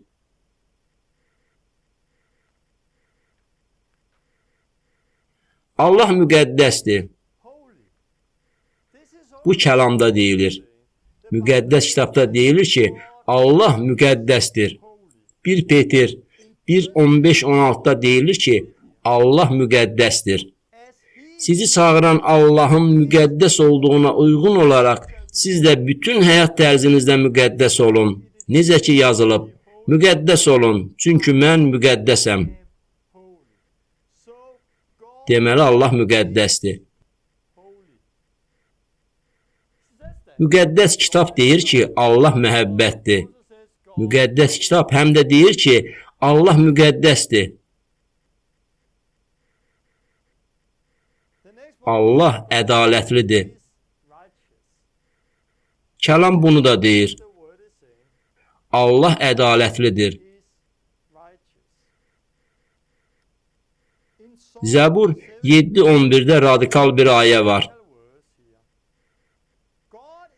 Allah adil hakimdir. Hər gün haqsızlığa görə hökm verir. Bu ayə Yəhya 3:16-dan daha əhəmiyyətsiz ayədirmi? Xeyr. Yəhya 3:16 Allahın kəlamıdır. Bu da Allahın kəlamıdır. Eyni əhəmiyyətlidir. Bəli, amma bu köhnə əhddir, əhd ətikdir. Lakin Allah dəyişməzdir. Allah həmişə olduğu kimi bu gün də pis insanlara qəzəblidir. Müqəddəs kitabınızı diqqətlə oxuyun. Həmçinin Romalılara 3:11-də Allahı axtaran yoxdur yazılıb. Allah dəyişməzdir. Bu ayə kitabdakı digər ayələrdən kiçik deyil. Allah adildir, hakimdir, ədalətli hakimdir. Başqa bir şey də budur ki, Allah yandırıb yaxan alovdur.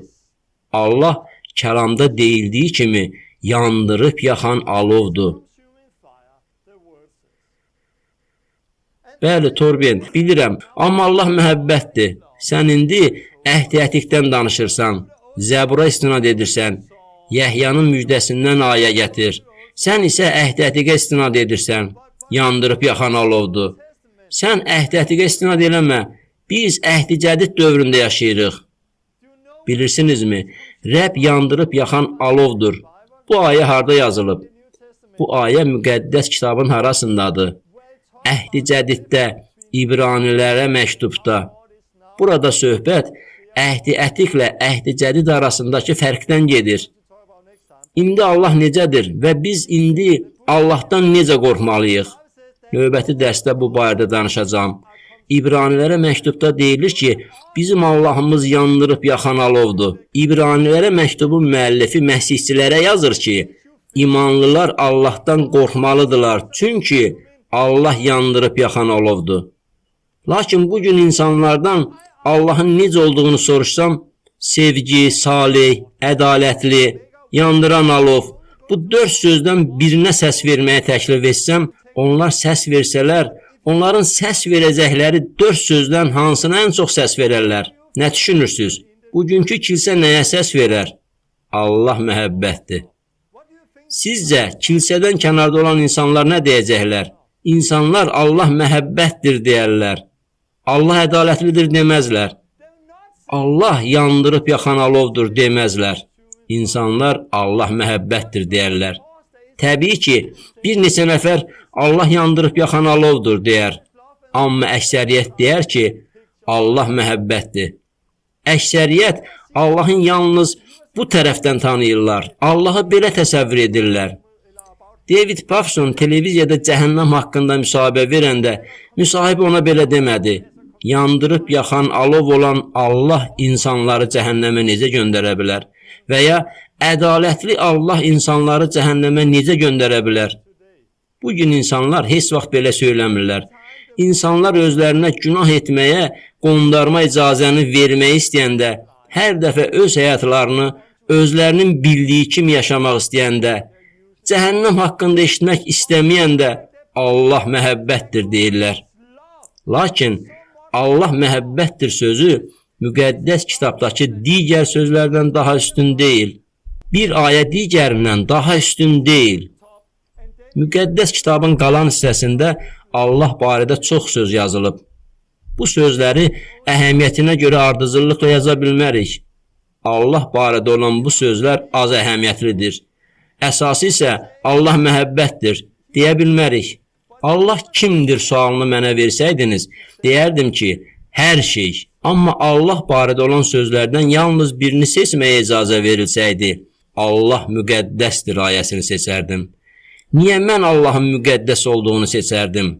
Səbəbini indi sizə izah edəcəyəm. Bugün mən kiməsə elektron məktub yazanda bir sözü vurğulamaq istəsəm, həmin sözü qalın hərflərlə yazaram və ya altından xətt çəkərəm.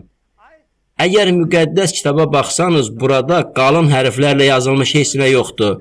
Altından xətt çəkilmiş söz də yoxdur. Müqəddəs kitabda belə şeylər yoxdur. Müqəddəs kitab yazılanda o vaxt başqa bir şey edirdilər. Vurğulamaq üçün həmin sözü 2 dəfə təkrar edirdilər. Məsələn, İsa'nın doğrusunu sizə deyirəm sözləri kimi. İsa bu sözü bir dəfə demişdi. Amma vurğuladı. Mattanın müjdəsində oxuduğunuz başqa bir yerdə var. O gün bir çoxları mənə deyəcək, Ya Rəbb, Ya Rəbb. Burada Ya Rəbb, Ya Rəbb deyil, 2 dəfə deyil. Onlar bir dəfə Ya Rəbb vurğulamaq məqsədi ilə isə bu sözlər 2 dəfə yazılmışdı. Vurğulamaq üçün Ya Rəbb, Ya Rəbb yazılır. Müqəddəs kitaba baxsaz, bir neçə yerdə 2 dəfə təkrarlanmış söz tapa bilərsiniz. Ancaq 3 dəfə yazılmış yalnız bir söz var. Hansı söz? Harada 3 dəfə təkrarlanan söz yazılıb? Bir dəfə deyil, 2 dəfə deyil, 3 dəfə təkrar deyilir. Bu sözləri mələk deyir. Var olmuş, var olan və gəlməli olan külli ixtiyar Rəbb Allah müqəddəsdir, müqəddəsdir, müqəddəsdir.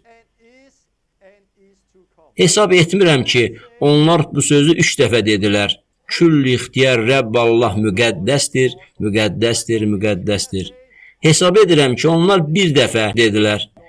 Müqəddəsdir. Onlar məhəbbətlə uca Rəbb Allahı və ya külli ixtiyar Rəbb Allahı müqəddəsdir dedilər. Onlar demədilər, uca Rəbb Allah və ya külli ixtiyar Rəbb Allah məhəbbətdir. Onlar demədilər, uca Rəbb Allah və ya külli ixtiyar Rəbb Allah ədalətlidir. Onlar müqəddəsdir dedilər. Çünki Allah müqəddəsdir. Onun məhəbbəti də müqəddəsdir. Onda olan hər şey müqəddəsdir. Allah yandırıb yaxan alovdur. Müqəddəs yandırıb yaxan alovdur. Onun ədalətliliyi müqəddəsdir. Məhəbbəti də müqəddəsdir. Onun məhəbbəti də müqəddəs məhəbbətdir. Günahkara Allah səni sevir deyəndə adamlar natəmiz bir sevgini düşünəcəklər. Homoseksuallar, zina içində yaşayanlar, axı Allah məhəbbətdir, biz bir-birimizi sevirik deyirlər. Xeyr, bu müqəddəs məhəbbət deyil. Zina içində yaşayıb bunu Allah sevgisi adlandıra bilməzsiniz. Çünki bu müqəddəs deyil. Daxilimizdəki müqəddəs ruh vasitəsilə bizə müqəddəs məhəbbət verilib. Bu Allahdan olan məhəbbətdir. Biz bunu başa düşməliyik. Bugünkü dərsdə dediklərimizi siz başa düşməlisiniz. Çünki növbəti dərsdə mən bu mövzunu davam etdirəcəm. Həyatınızda hansı vəziyyətdə olduğunuzu bilmirəm.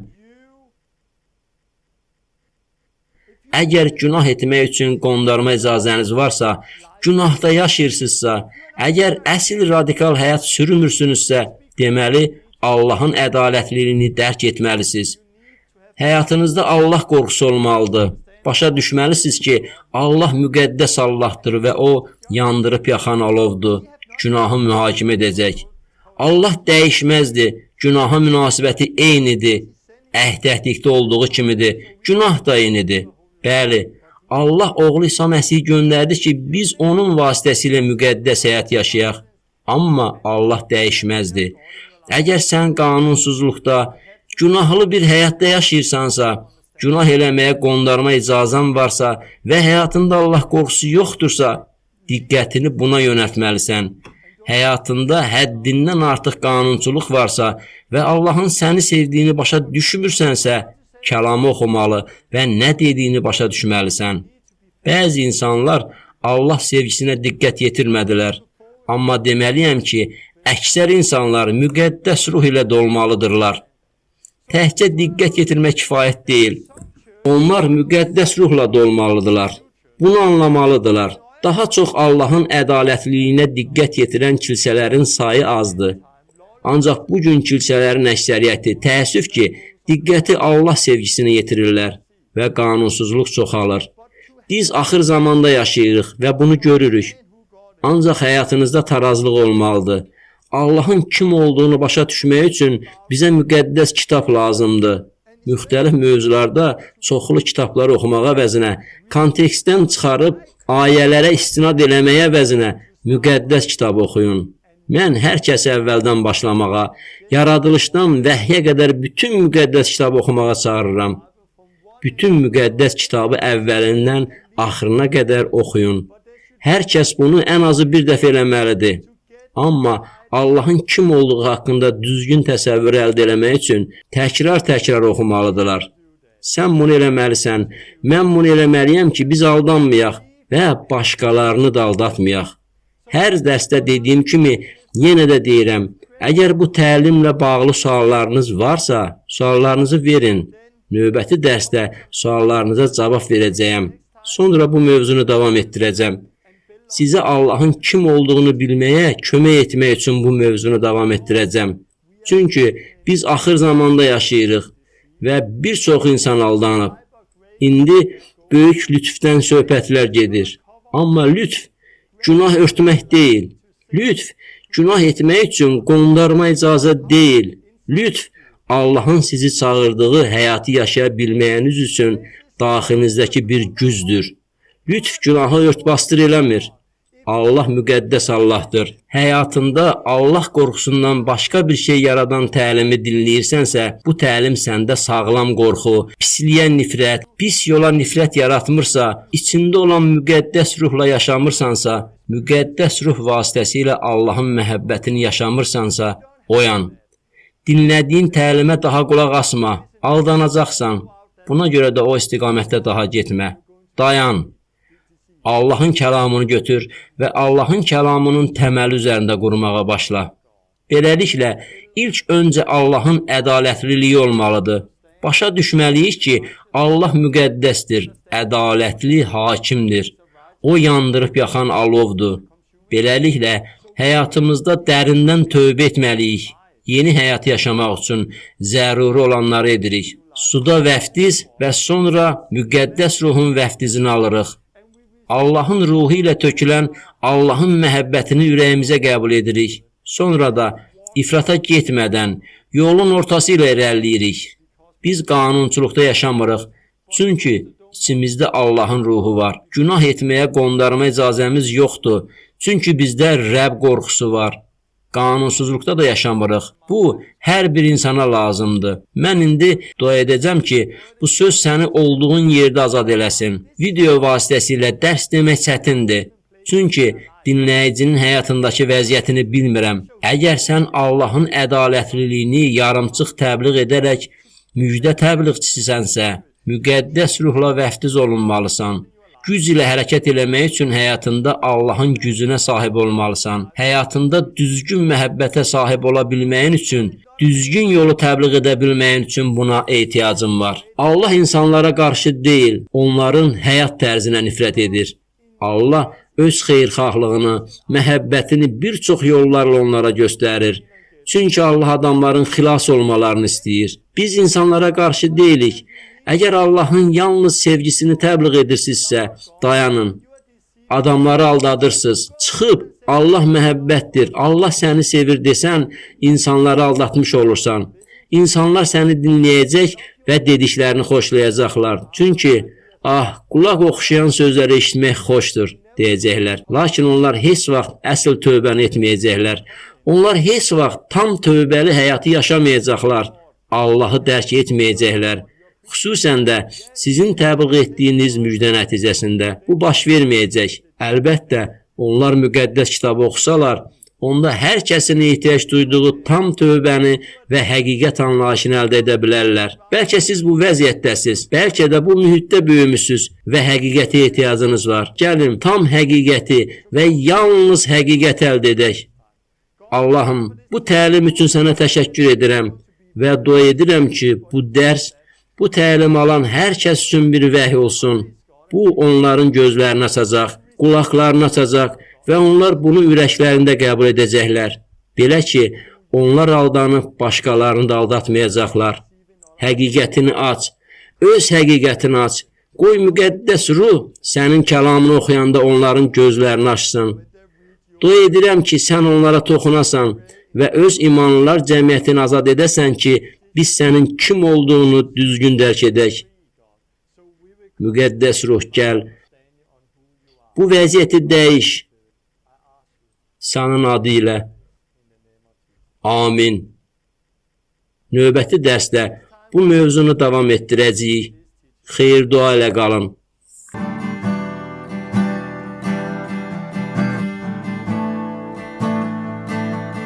When you're facing feeling down, hear what God is telling you. When you're facing feeling down, hear what God is telling you. He's saying, fear not, my child, for I will always be with you.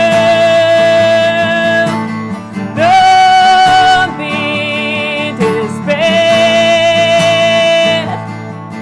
for I am your God. I'm strengthening you today. I'm helping you. Don't fear. I'm strengthening you today. I'm helping you. Don't fear. You're not alone. No, no. For I am with you each day. You're not alone. No, no. For I am with you each day. Hear the call of God. Step out on the water. Trust in me.